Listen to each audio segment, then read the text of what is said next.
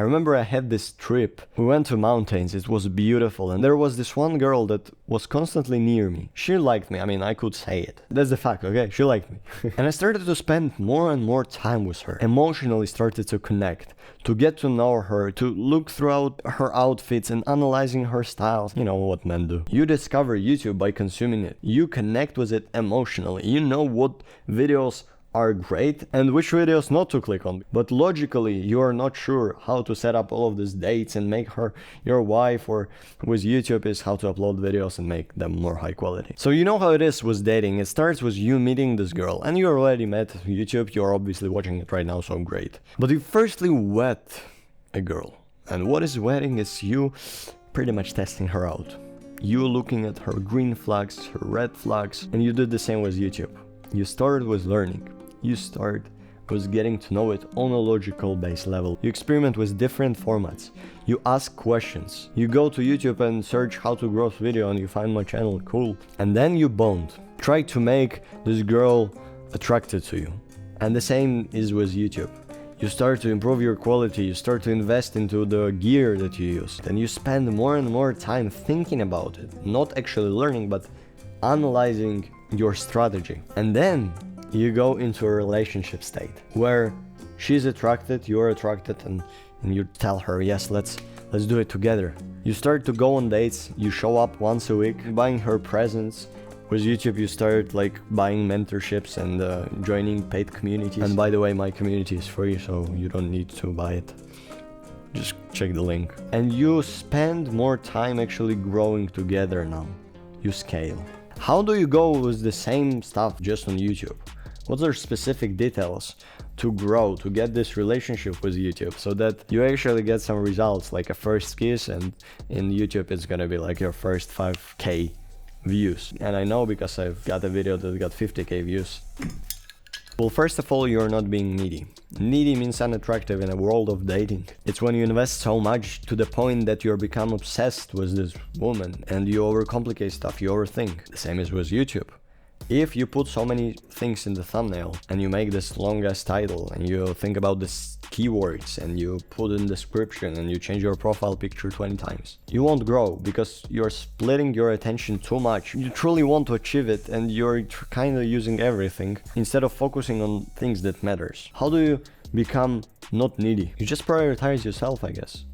What if instead of you learning how to make another clickbaity video, you would learn more about the niche you're talking? So let's say you're a fitness YouTuber. What if you get more information or you learn persuasion instead of wasting time on overcomplicating stuff? So that's how you overcome neediness. Because we are in part 2 right now, bonding. Wedding is you understanding if you want to go with YouTube or not, and obviously you do because you're watching this video.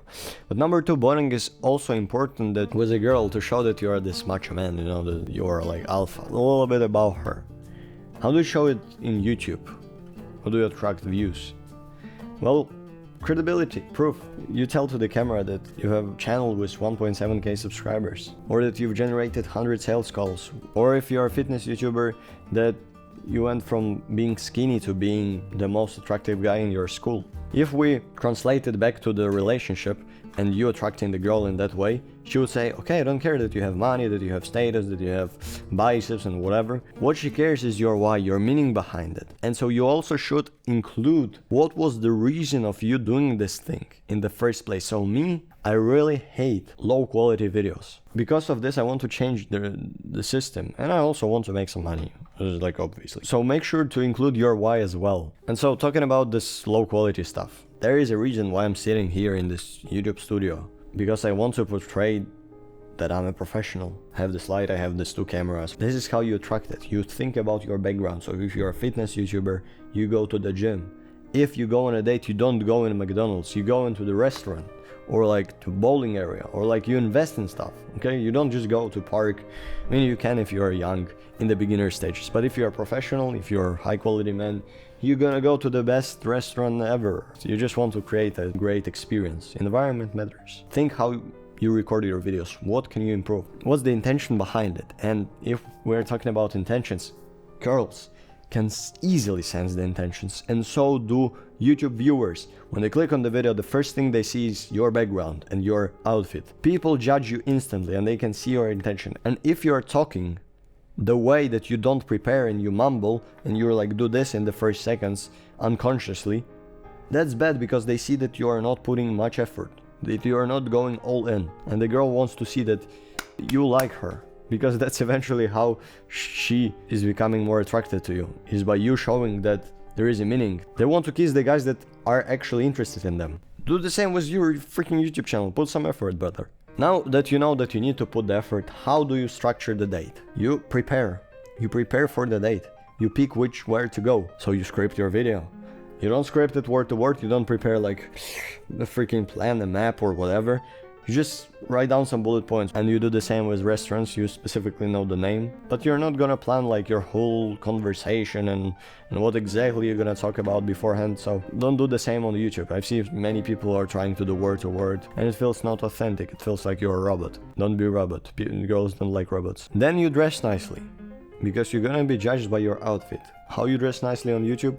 Your freaking background. Make sure to put in the effort and to put in the intention. And to give you a small tip about it, the camera quality doesn't really matter unless you have a great light. If you don't have a great lighting, lights matter more than camera. And what's matter more than lights? Microphone. People would watch pixelated video but with a great audio, but they won't listen to the microwave microphones and crispy clear picture.